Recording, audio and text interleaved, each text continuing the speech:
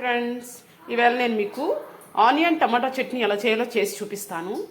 ఈ చట్నీ కోసం నేను చిన్న సైజు ఆనియన్స్ని అయితే తీసుకున్నాను.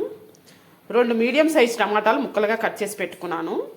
ఇంకా ఎండుమిర్చి, వెల్లుల్లి, అల్లం, జీలకర్ర, కొత్తిమీర.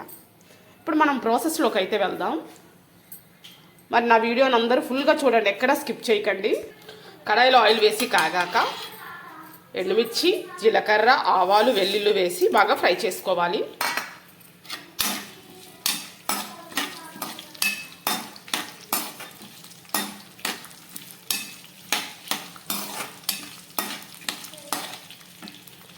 నెక్స్ట్ కొత్తిమీర కూడా యాడ్ చేసుకోవాలి.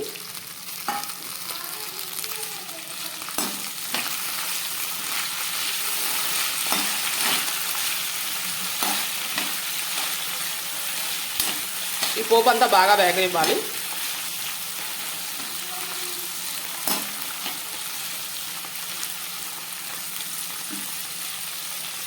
ఇప్పుడు పోపు అయితే బాగా ఫ్రై అయిపోయింది. దీనిలో ఆనియన్స్ అయితే వేసుకోవాలి. వేసుకొని వీటిని కూడా గోల్డెన్ బ్రౌన్ కలర్ వచ్చే వరకు బాగా ఫ్రై చేసుకోవాలి.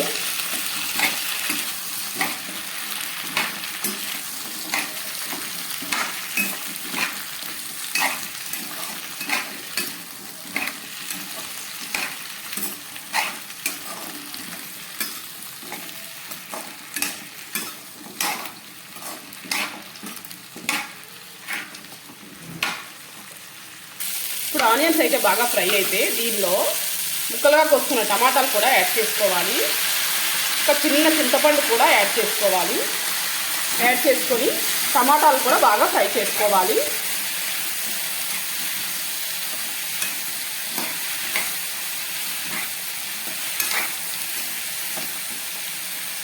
టమాటాలు కూడా బాగా ఫ్రై అయితే ఇప్పుడు వీటిని బాగా చల్లారనివ్వాలి.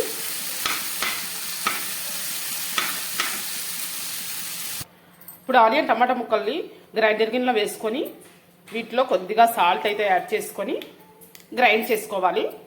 ఈ చట్నీకి పోపును పెట్టుకుందాం.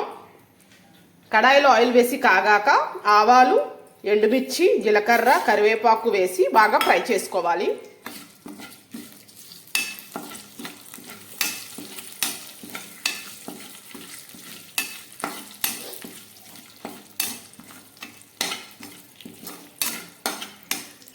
ఇప్పుడు పోపు అయితే బాగా ఫ్రై అయిపోయింది. దీన్ని చట్నీలో యాడ్ చేసుకోవాలి.